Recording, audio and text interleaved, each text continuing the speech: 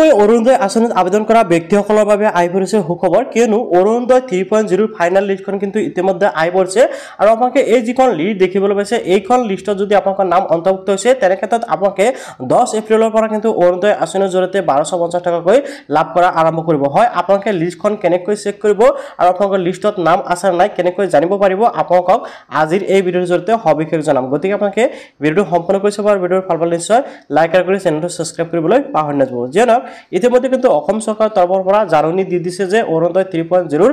যিসকল ব্যক্তি নেকি আবেদন কৰিছিল সেইসকল ব্যক্তিৰ নাম অৰুণোদয় আঁচনিত ইতিমধ্যে অন্তৰ্ভুক্ত কৰা হৈছে আৰু এই যিখন নটিফিকেশন এইখন চালে আপোনালোকে ভালকৈ বুজি পাব এটা চাওক 2025-26 বিত্তীয়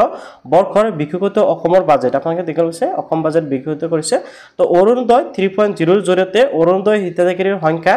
37.2 লাখলৈ কি কৰা হৈছে বৃদ্ধি কৰা হৈছে অৰ্থাৎ 37.2 লাখলৈ বৃদ্ধি কৰা হৈছে ইয়াৰ আগতে কিবা 27 লাখ নে 25 লাখ আছিল নতুনকৈ কিন্তু অৰুণোদয় 3.0 জৰিয়তে কি কৰা হৈছে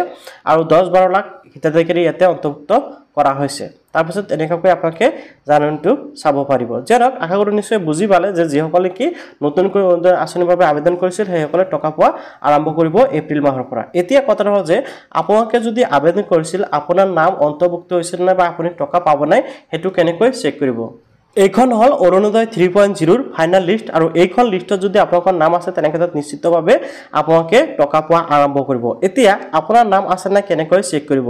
তো প্ৰথমতে চাওক আপোনালোকে এনেকৈ লিষ্টটো পাই যাব ইয়াতে আপোনালোকে ব্লক নেম তাৰ পিছত জিপি নেম আপোনাৰ নিজৰ নাম ৰেশন কাৰ্ডৰ নাম্বাৰ দেখিবলৈ পাব ওকে এতিয়া প্ৰথমতে চাব লাগিব যে আপোনালোকৰ নাম এইখন লিষ্টত আছে নাই লিষ্টত নাম চোৱাৰ পিছত আপোনালোকে এটা আটাইতকৈ গুৰুত্বপূৰ্ণ বস্তু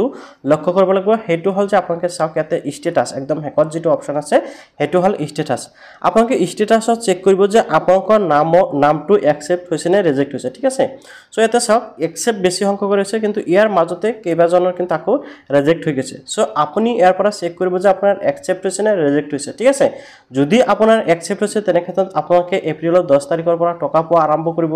যদি আপোনাৰ ৰিজেক্ট হৈছে তেনে ক্ষেত্ৰত কিন্তু আপুনি টকা লাভ নকৰে তেনে ক্ষেত্ৰত আপুনি আকৌ অৰুণোদয় আঁচনিৰ বাবে আবেদন কৰিব লাগিব এতিয়া আপুনি যদি এতিয়ালৈকে অৰুণোদয় আঁচনিৰ বাবে আবেদন কৰা নাই তেনে ক্ষেত্ৰত নিশ্চয় কমেন্টত জনাই দিব আন এটা ভিডিঅ'ৰ জৰিয়তে মই আপোনাক জনাম যে আপোনাক কেনেকৈ অৰুণোদয় 3.0 বাবে আবেদন কৰিব পাৰিব আৰু ইতিমধ্যে মই এটা ভিডিঅ'ৰ জৰিয়তে আপোনাক দেখুৱাইছোয়ে যে অৰুণোদয় 3.0 বাবে কেনেকৈ আবেদন কৰিব পাৰি তো মই ভিডিঅ'টো আৰু বেছি দীঘলীয়া কৰিব বিচৰা নাই সো এতিয়া আপোনাক এইখন লিষ্ট কৰ পৰা চেক কৰিব বা কেনেকৈ চেক কৰিব সাবস্ক্ৰাইব এইখন লিষ্ট আপোনাক অনলাইন যোগে লাভ নকৰে এইখন লিষ্ট যদি আপুনি চেক কৰিব বিচাৰে তেনে ক্ষেত্ৰত আপোনাক আপোনাকৰ বুথ কেন্দ্ৰত যাব লাগিব আৰু বুথ কেন্দ্ৰত যিসকল কি ব্যক্তি আছে সেইসকলৰ পৰা আপোনাক এইখন লিষ্ট লব পাৰিব বা সেইসকলক আপুনি ৰিকুৱেষ্ট কৰিলে তেখেতসকলৰ ফালৰ পৰা চেক কৰি দিব যে আপোনাৰ নাম অৰুণোদয় আঁচনিত অন্তৰ্ভুক্ত হৈছে নাই বা আপোনাৰ একসেপ্ট হৈছে নে ৰিজেক্ট হৈছে তেখেতসকলে কিন্তু আপোনাক জানাই দিব তো এনেকৈ অতি সহজতে কিন্তু আপোনাক অৰুণোদয় ফাইনাল লিষ্টখনো চেক কৰিব পাৰিব সো আশা কৰিছো ভিডিঅ'টো ভাল পালে যদি ভিডিঅ'টো ভাল পালে নিশ্চয় লাইক কৰিব আৰু চেনেলটো সাবস্ক্ৰাইব কৰিবলৈ পাহৰি নাযাব আৰু অৰুণোদয় আঁচনিৰ বাবে আবেদন কৰিছে নাই অৰুণোদয় আঁচনিৰ টকা লাভ কৰি আছে নাই কমেন্টত জনাবলৈ পাহৰি নাযাব